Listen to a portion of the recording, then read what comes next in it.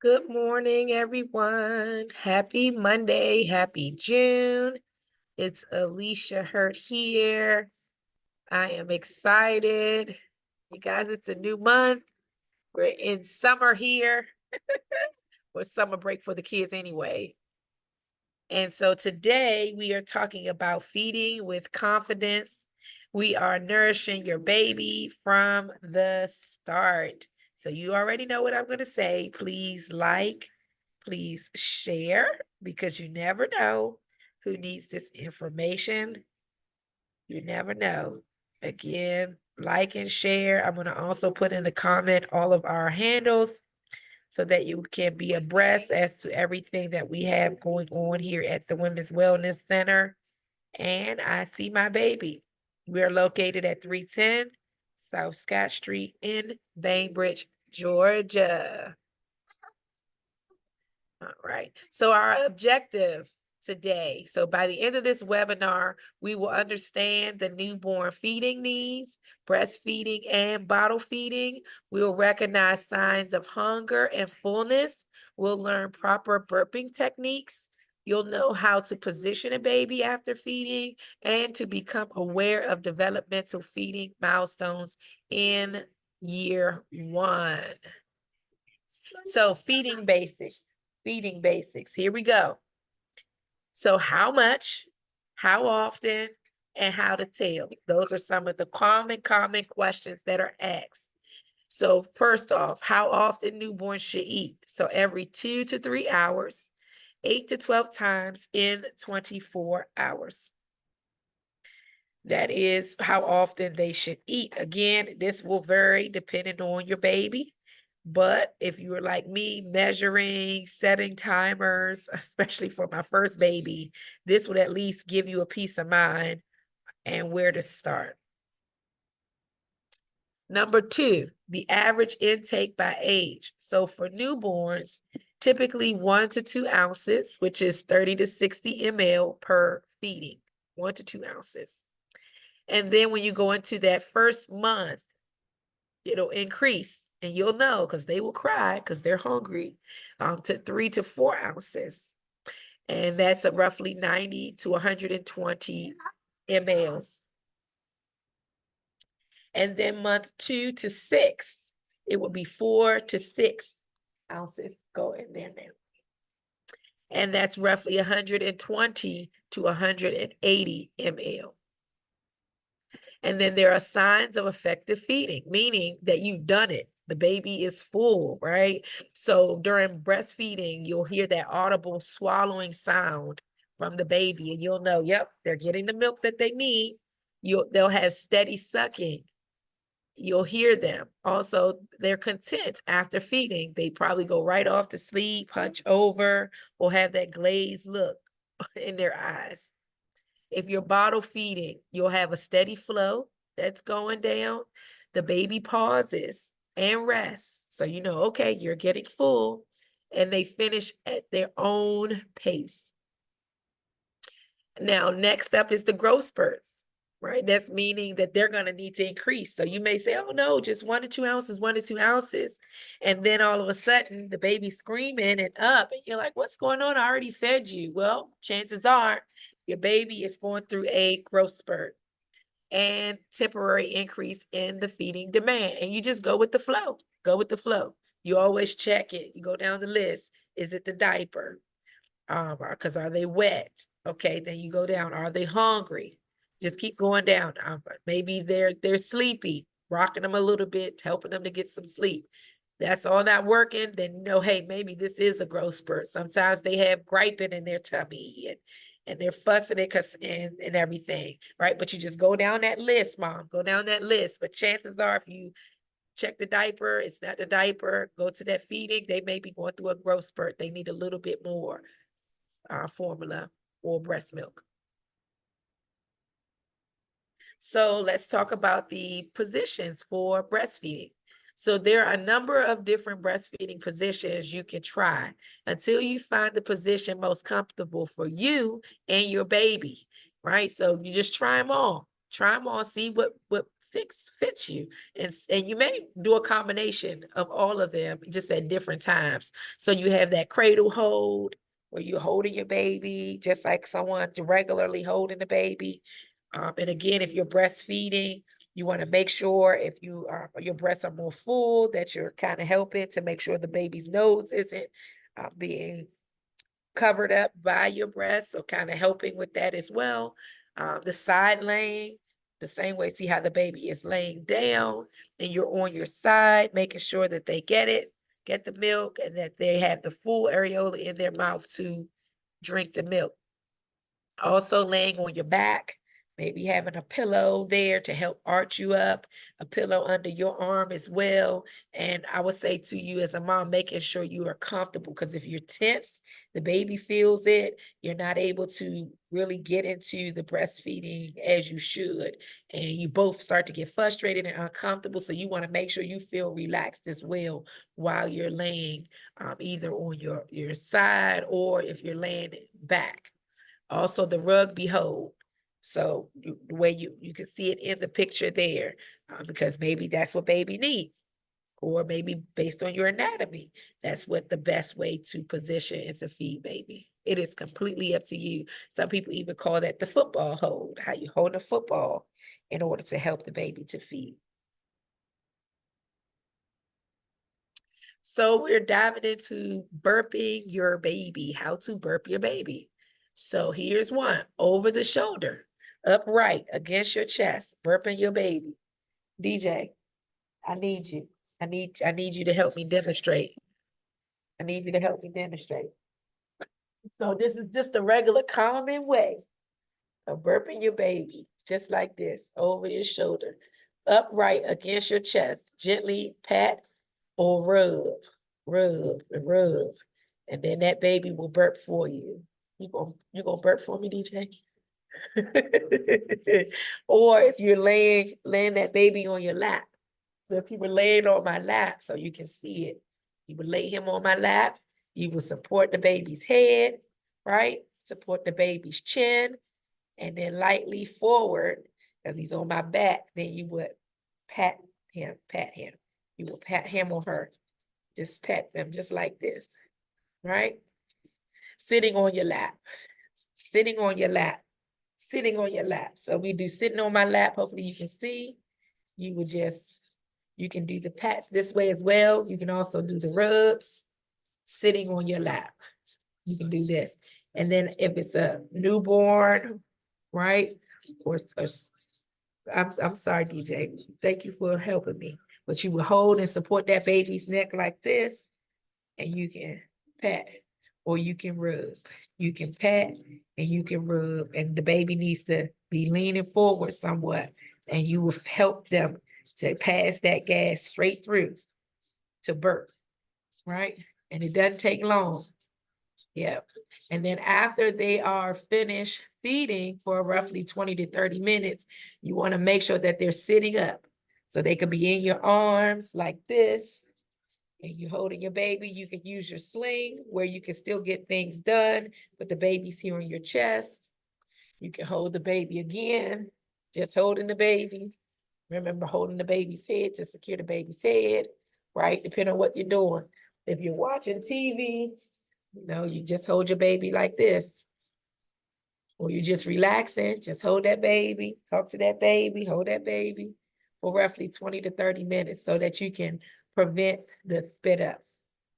You want to avoid laying that baby flat, because what'll happen? The baby will tend to spit up. And you want to make sure when the baby is sleeping that the baby is on its back. The baby is on its back. The baby's not on its side. The baby's not laying on his stomach, even though, yes, I know it will feel good, but we want to decrease any type of fits or any emergencies based on the babies not laying according to how they should be, on their back. Thank you, DJ. Have a seat. Thank you so much. You did good. Thank you. All right. All right, so expressing milk, expressing milk. So what'll happen is your breast may start to get engorged. Maybe after feeding, the baby did not get all of the milk out of one side. Maybe one side you did, the other side they didn't, and they're full. That's fine, but you do need to get that milk out because you don't want to get engorged. It is very painful. I had it once where I was engorged and I had to pump, pump, pump, pump, pump. And I ended up, they call it strawberry milk. But I was like, oh my God, what is that? Because it had to come through, come out. So I always recommend moms after feeding the baby to express your milk. You can do it by hand or you can do it with your pump. And so this is what it looks like. So you massage your breast by doing a long stroke from your armpit to your nipple. And you want to cup your breast in a C shape using your finger and your thumb, right? Around 3 centimeters away from your nipple. And gently press your thumb and your fingers together over and over again. And your milk should start to drip from your nipple. You want to catch that for baby for the next go round. You can also express with a pump, and this one is more easy. This is the one I say to do because that way with that pump, you know that you're getting everything you need to get out. Some breast pumps are manual, so I had both. And for me in the beginning, the manual to me was doing better. However, if your hands start to hurt you, then you want to go to your electronic one. I also had the one with Daryl Jr. that I wish I had with all the kids because I would have breastfed longer.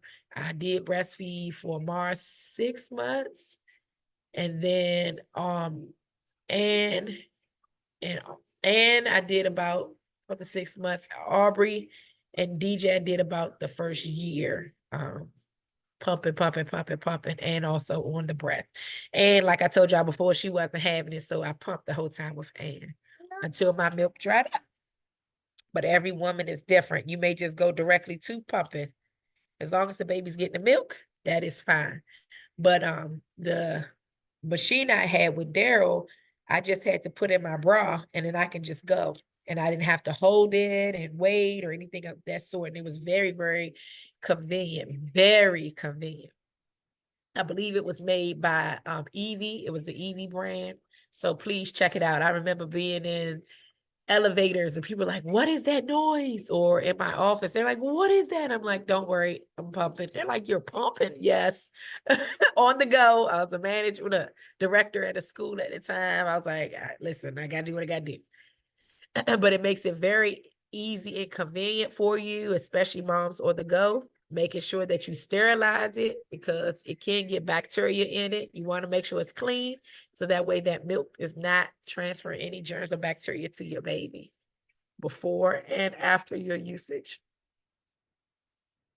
And then you want to store your milk. You want to store your milk. You want to store it in sterilized containers. So some of the hospitals give you little containers to take home with you, or you can have the bags. And you want to store those in your fridge for 4 degrees or colder for a maximum of 8 days. So for me, I knew that when my milk ran out, I wanted to have enough for my kids to get them to that 1 year, 1.5 year mark. And so I would freeze mine. Because I was still giving them enough during the day. Even when I had to supplement between breast milk and formula, I still would freeze it because that milk has so many healing properties in it that if they get sick, not feeling well, you can take that milk out and utilize it for them. Yes, utilize it for them. So again, they can be stored in the freezer at 18 degrees or colder for up to 6 months. And so you want to write down on that label the date that you stored it so that you know how long you have before that 6-month mark hits. And then if it is past the 6-month mark, you can use that milk for their baths. You can use it for the baby's baths as well. I've also given it to my other kids to drink. They're like, what is this? Don't worry, drink it. It has healing properties in it. But yeah, writing the date down will help you to understand that the timing on it so that you don't supersede that 6-month mark. And you never want to refreeze defrosted milk. You need to use it. And you do not want to use the microwave to defrost it. If you need milk quickly, what you can do is you put the container in a bag, put the container in a bowl with hot water, and it will help it to defrost your milk. Yeah. All right, reading baby's cues. So what is the baby telling you?